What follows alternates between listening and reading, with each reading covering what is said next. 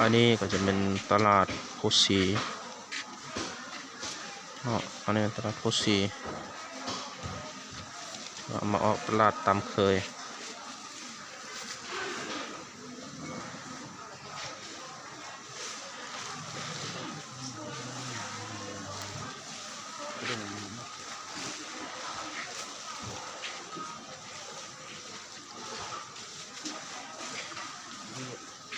ออกตลาดตามเคย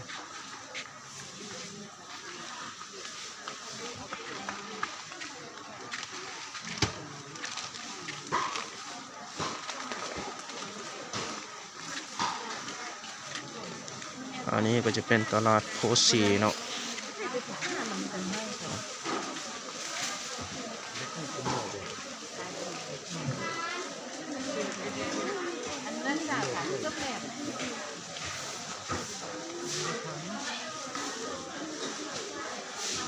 ส้มหัวใหญ่เหม็น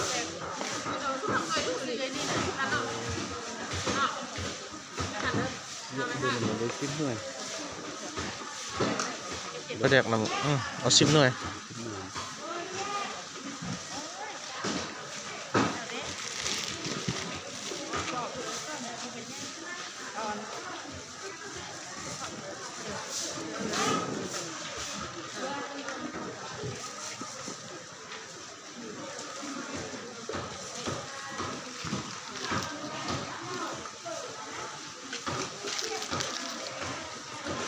ช่วงคึกคืนเนาะพี่น้อง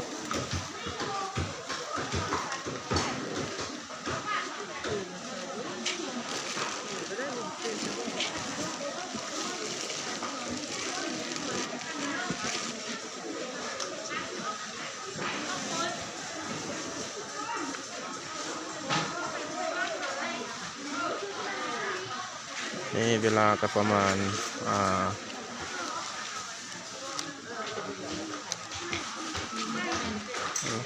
5 โมงปลายเนาะจะเป็นอันนั้น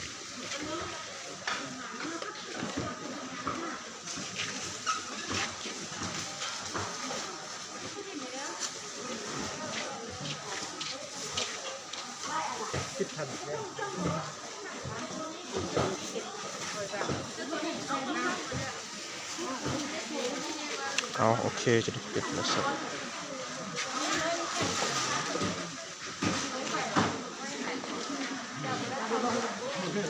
ยก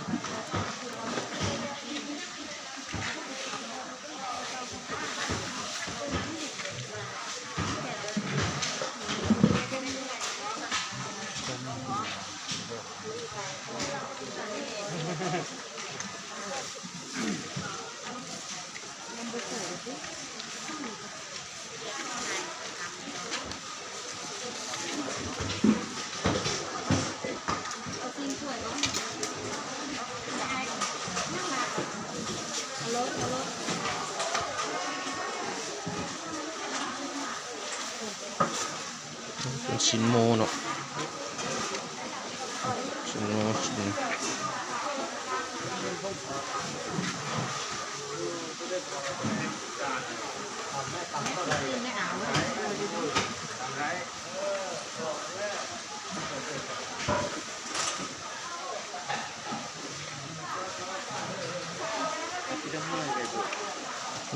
บ่ยอมให้สิ่งนี้สุดบนนังยำบ่ระบบเนี่ย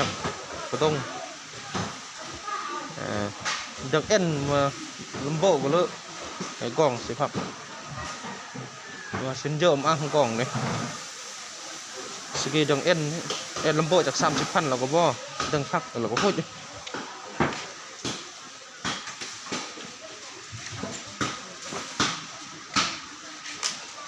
สินประกำงาน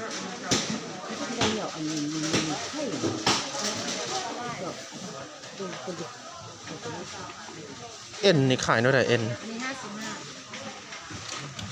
เอา30,000อะไรบ้างเดี๋ยวเป็นมักขลอกมาแค่ลังเซ็เอ็น เป็นว่าพลังเลยแหละพลังเอ็น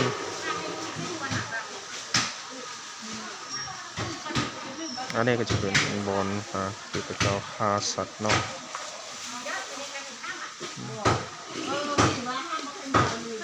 ฉันว่า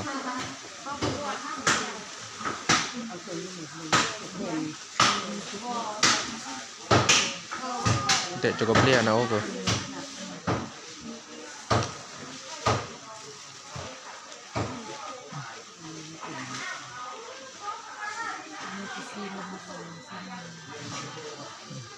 บอลระเบิดสร้างบทตำบะต่อให้จะเปลี่ยนนั่นเด็กเอ็นหน่อยก็นี่ไหมเดี๋ยวนะ